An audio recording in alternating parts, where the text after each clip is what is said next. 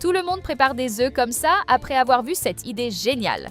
Pour commencer notre recette, on va utiliser 8 tranches de pain de mie. Je vais couper et retirer les croûtes comme ça. Fais-moi confiance, le résultat est incroyable.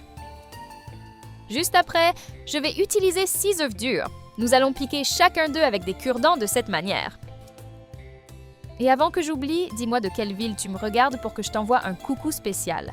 Le coucou du jour va à Camille Bernard, de Nice, France. Je suis vraiment heureuse que tu apprécies nos recettes.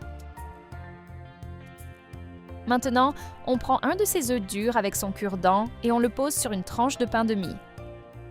Ensuite, je couvre avec une autre tranche de pain de mie. Et puis on appuie bien jusqu'à envelopper complètement l'œuf. Et je répète le processus avec les autres œufs durs. Maintenant, on met du parmesan râpé dans un plat. Ensuite, je prends une portion et je la trempe dans des œufs battus. On la tourne jusqu'à ce qu'elle soit complètement couverte. Juste après, je la transfère dans le plat. Et on la recouvre bien de parmesan râpé, comme ça.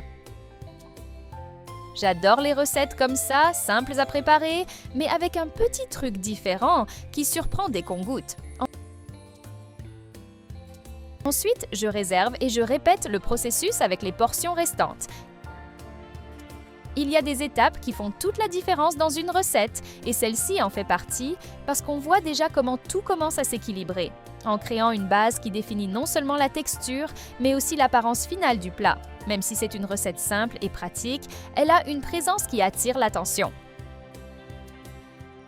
Juste après, on ajoute une bonne quantité d'huile dans une casserole. C'est le moment où tout commence à prendre vie.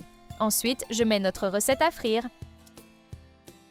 Une fois bien dorées uniformément, on les retire de la casserole et on les pose sur une assiette avec du papier absorbant pour enlever l'excès d'huile.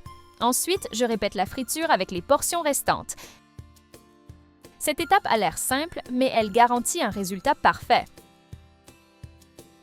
Maintenant, dans un bol, je mets un quart de tasse de mayonnaise.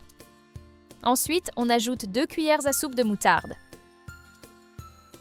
Après, j'ajoute 2 cuillères à soupe de ketchup. Maintenant, on ajoute 1 cuillère à soupe de barbecue. Juste après, j'ajoute 1 cuillère à soupe de miel. Ensuite, on ajoute une demi-cuillère à café de poivre noir, 1 cuillère à café d'ail en poudre et 1 cuillère à café d'oignon en poudre. Après, on mélange jusqu'à ce que tout s'incorpore et qu'on obtienne une sauce bien homogène. Maintenant, je vais accompagner ce délicieux plat avec la sauce qu'on vient de faire. J'aime ce genre de recettes parce qu'elles tiennent exactement leurs promesses. Je l'ai déjà faite plusieurs fois et tout le monde adore. Fais-la chez toi aussi et dis-moi ce que tu en as pensé.